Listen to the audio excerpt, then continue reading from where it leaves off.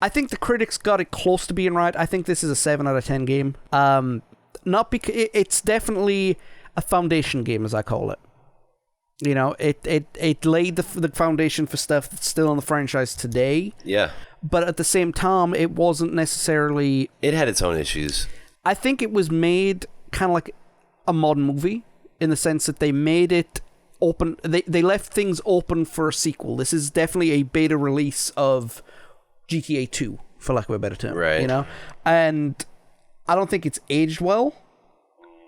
No. The open world expanded in future installments, but that was technological limitations.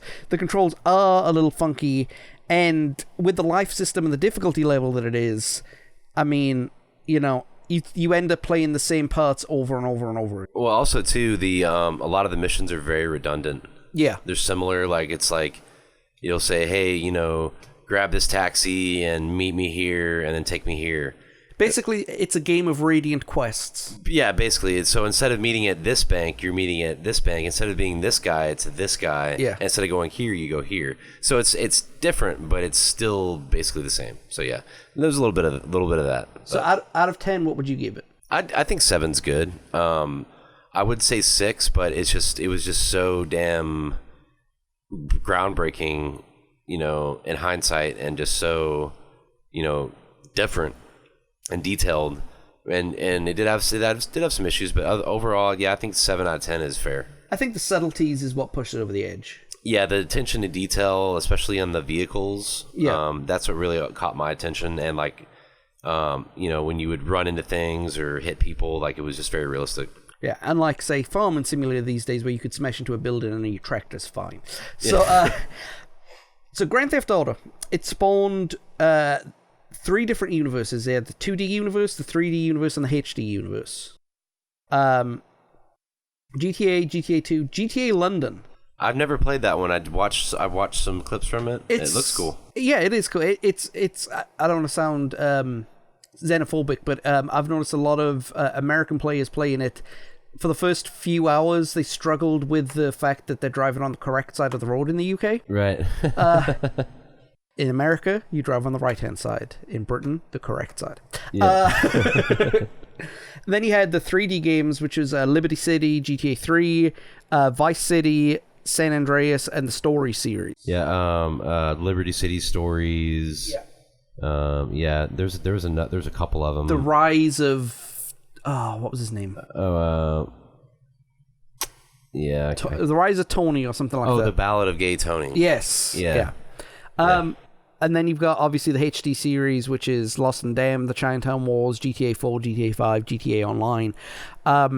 It has now become, in terms of how much it's sold, the biggest game franchise in the history of video games. Yeah, bar none. Like, I think the only single franchise that's outsold them is Nintendo. Yeah. And I think Mario, and I think it's not by much either. It's by like 10 or 12 million units, which sounds like a lot, but in video game terms, it's yeah, not that but much. I mean, if you sold 1 billion copies and then another person sold 1,012,500,000, yeah, that's very close actually. So yeah. But the thing about these games is kind of like the Final Fantasy series, right? In the sense that not only is the franchise huge based on numbers sold, but all the main installments, GTA 1, 2, 3, 4, and 5, and the Vice City and San Andreas games especially, they were all like 8 out of 10 or higher. Oh yeah, they were all outstanding. The most critically acclaimed on that list was probably, in this order, GTA Vice City, then San Andreas, and then probably GTA 5. GTA 4 is considered to be kind of the ugly duckling of the series. I really don't understand why, because I thought it was a good game. I liked how they tried to take a perspective from someone who was like struggling, that was trying to adjust to America and learn the ways and the language. So I don't understand why I got so much crap, but as far as gameplay, obviously GTA 5 is going to be the best. It's the newest, so. Well, GTA 4 is considered like you said, is considered the ugly duckling of the series, but it's the most mediocre Grand Theft Auto game, but it's still one of the best games in the history of video games. Oh yeah, absolutely. And I mean that's the strength of the series, bar none. Yeah, man. I think I mentioned last week that GTA 5 got a Japanese video game magazine. Like it was rated the second greatest video game in the history of video games, and for that magazine, it's like 2 thumbs up from Roger Ebert or something like that. It's the Japanese publication, yeah. And Japanese video game editors are hard to please. I think the first Legend of Zelda. Yeah, I think the first American game to score higher than a 9 was, once again, our favorite, Skyrim. Yeah. It was the first, but then GTA 5 scored a 9.5 or 9 3/4. It's a very good game. There's very few errors and very few glitches in it. I know I've played the game for hundreds and hundreds of hours. Yeah, take notes, Bethesda.